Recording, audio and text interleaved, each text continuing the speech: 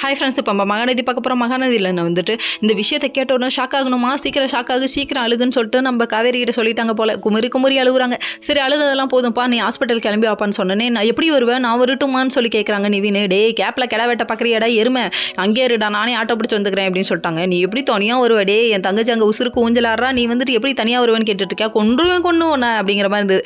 அதுக்கப்புறம் சரின்னு சொல்லிட்டு எப்படியே இவங்க கிளம்பி வந்துட்டாங்க. வந்ததுக்கப்புறம் டாக்டர் என்ன சொன்னாங்க, நான் போய் என் தங்கச்சை பார்க்கணும். ஐயோ பாசமில்ல துடிக்குதே அப்படிங்கிற மாதிரி இருந்துச்சு. அது மட்டும் இல்லைங்க, நீ இவங்க பார்த்த வேலைக்கு அதாவது பின்னாடி பழி போட போகிறது நம்ம காவேரி மேலே தான். இது எதுவுமே தெரியாத மாதிரி உட்காந்துருக்காங்க.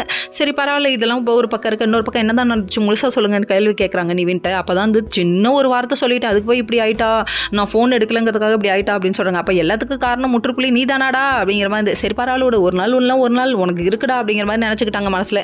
நினச்சதோட இந்த டைம் வந்து நம்ம விஜய் இருந்தால் நல்லா இருந்திருக்கும் அப்படின்னு சொல்லிட்டு மனசில் நினைக்கிறாங்க. அம்மா நினச்சது மட்டும் இல்லாமல் கால் பண்ணி கூப்பிடுமா, நீ நினச்சினா எப்படி பற்றி தெரியும், நீ கால் பண்ணி கூப்பிடு, அதுதான் கரெக்டாக இருக்கும் அப்படிங்கிற மாதிரி இருந்தது.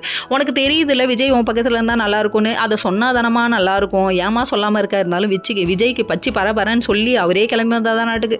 சரி விடுங்க, இந்த பொண்ணு கடைசி வரையும் லவ் சொல்ல போகிறதில்ல. இதெல்லாம் ஒரு பக்கம், இதெல்லாம் எதுவுமே தெரியாத மாதிரி குமரன் ஃபேமிலி கொண்டு போய் ஹோட்டலில் விட்டு கும்முன்னு கும்புறாங்க பாருங்க. வேணுங்கிறத சாப்பிட்டுக்கோங்க, 2 நாள் சம்பளம் வந்துருச்சு 6000, அதை வச்சு நான் கங்காட்ட கொடுத்துட்டேன், நீங்கள் வேணுங்கிறத சாப்பிட்டுக்கோங்கன்னு சொல்லிட்டாங்க.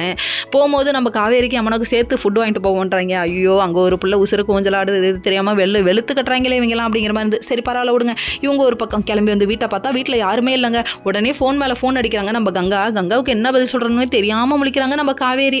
சரி விடு, ரொம்ப நீ யோசிக்காத, கூட நான் சொல்கிறேன்னு சொல்லிட்டு நிவின் வாங்கி சொன்னாதானாட்டுக்கு என்ன நடக்க போதோ தெரில. ஆனால் கங்காவுக்கு ஒரு மாதிரி மைல்டாக டவுட் வந்துருச்சுங்க. சரி வரட்டும் அப்படிங்கிற மாதிரி ஆயிடுச்சு. ஓகே ஃப்ரெண்ட்ஸ், நெக்ஸ்ட் வீடியோவில் பார்ப்போம். பாய்.